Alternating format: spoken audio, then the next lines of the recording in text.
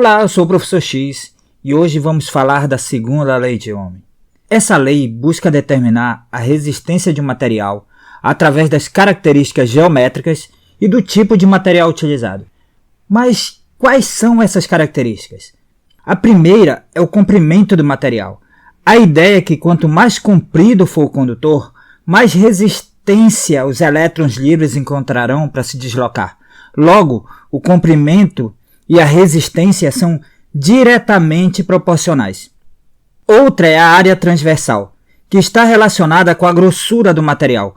Quanto maior a área transversal, mais elétrons poderão passar por ela. Logo, a área transversal é inversamente proporcional à resistência do material.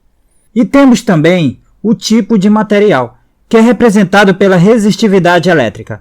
Quanto maior a resistividade, maior a resistência elétrica. Juntando essas informações, chegamos à segunda lei de Ohm, que nos diz que a resistência elétrica é igual à resistividade, representada pelo ρ, vezes o comprimento, dividido pela área transversal. Agora, vamos resolver alguns exemplos. Primeiro, um pássaro pousa em um dos fios de uma linha de transmissão de energia elétrica. O fio conduz uma corrente elétrica I igual a 1000 A. E a sua resistência por unidade de comprimento é de 5 vezes 10 elevado a menos 5 ohms por metro. A distância que separa os pés do pássaro ao longo do fio é de 6 centímetros. A diferença de potencial elétrica entre os pés é... Vamos iniciar tirando os dados. Do enunciado, tiramos que a corrente vale 1000 A, que sua resistência dividida pelo comprimento é 5 vezes 10 elevado a menos 5 ohms por metro e que a distância vale 6 centímetros. Transformando em metros, temos que L é igual a 6 vezes 10 elevado a menos 2 metros. E queremos encontrar a DDP. Vamos partir da primeira lei, que nos diz que a DDP é igual a resistência vezes a corrente.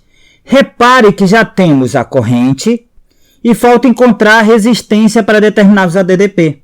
Só que nós temos a relação entre a resistência e o comprimento, que é 5 vezes 10 a menos 5. Se eu pego e passo esse comprimento L para o outro lado multiplicando, eu fico que R é igual a 5 vezes 10 elevado a menos 5 L. Substituindo essa equação na primeira lei, a gente fica com o seguinte, que a DDP é igual a 5 vezes 10 elevado a menos 5 vezes L vezes I. Substituindo, teremos que a DDP é igual a 5 vezes 10 elevado a menos 5 vezes 6 vezes 10 elevado a menos 2 vezes 10 elevado à terceira. Multiplicando os números que não são base 10, temos 5 vezes 6, 30. E agora, multiplicando as bases 10, nós temos que nós conservamos a base, que é 10, e somamos os expoentes. Então, ficamos com menos 5, menos 2, mais 3. Então, a gente fica com menos 7, mais 3, que vai me dar menos 4. Então, no final, nós temos que U é igual a 30 vezes 10 elevado a menos 4.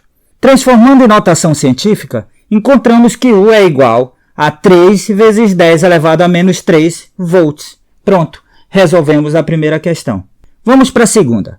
A segunda questão é uma questão do Enem. Ela diz o seguinte: a resistência elétrica de um fio é determinada por suas dimensões e pelas propriedades estruturais do material. A condutividade, P, caracteriza a estrutura do material de tal forma que a resistência de um fio pode ser determinada conhecendo-se L, que é o comprimento do fio, e A área de seção reta.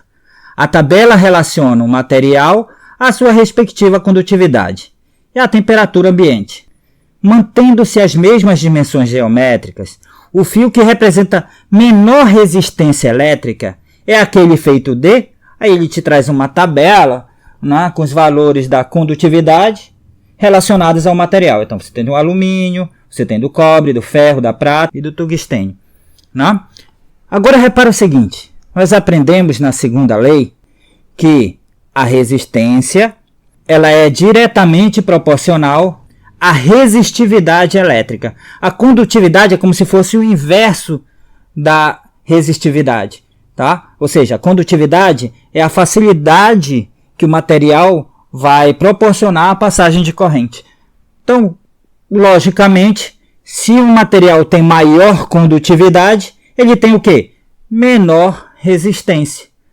Então, basta a gente ver qual desses materiais tem maior condutividade e ele vai ter menor resistência. No caso, o material de maior condutividade é a prata. Logo, a resposta correta é a letra E. Pronto, resolvemos mais uma questão. Bem, pessoal, nós vamos ficar por aqui. Agradeço a companhia de vocês. Se gostou, deixa o like e se inscreva no canal. Nos encontramos no próximo vídeo e tchau!